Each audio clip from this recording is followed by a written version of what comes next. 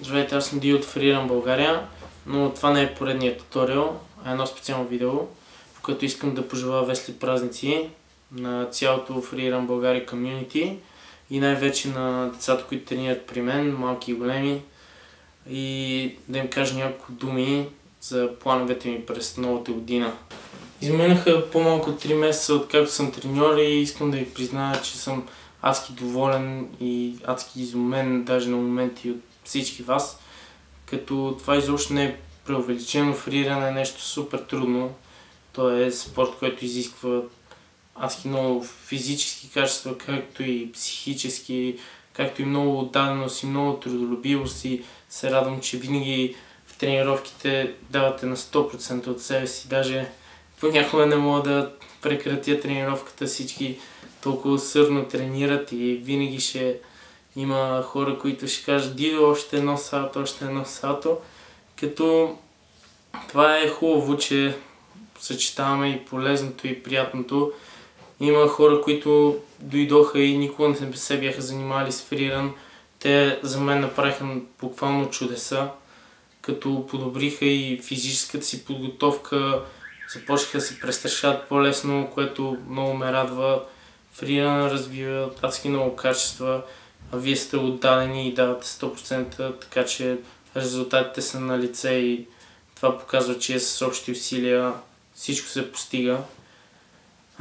През 2012 тренировките ще бъдат още по-трудни и по-тежки. Ще организираме, както и миналите години, лагери и големи събирания, джамове. Някои от вас за първи път ще ходят на такива неща, като е супер интересно.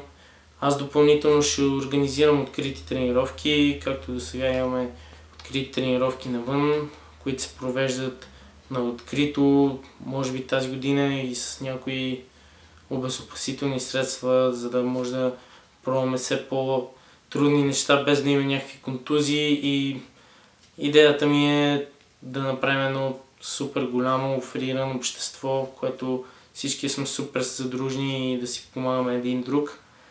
Като всъщност не е само това, което фриран ще ви даде. Искам ви кажа, че той изгражда адски много характера, дава много качества и философия, но това се разбира с времето и тренировките, което всъщност минава в шеги и закачки. И понякога пъти има и тежки периоди, като контузии, стрес, но всичко това ще ви направи адски силни и се надявам да продължавате да тренирате с такова желание, както до сега съм виждал във вас.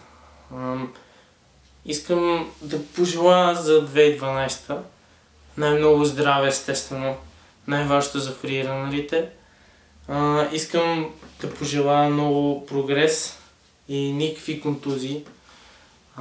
Искам да има много щастливи фриран моменти заедно, като ще гледам да направим всичко това все по-добро за вас, да се научавате по-лесно, по-бързо и да се забавлявате.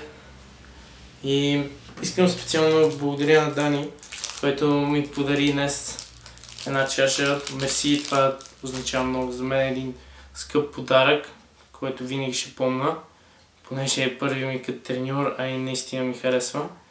И това е. Весели празници и ще се видим скоро на тренировка.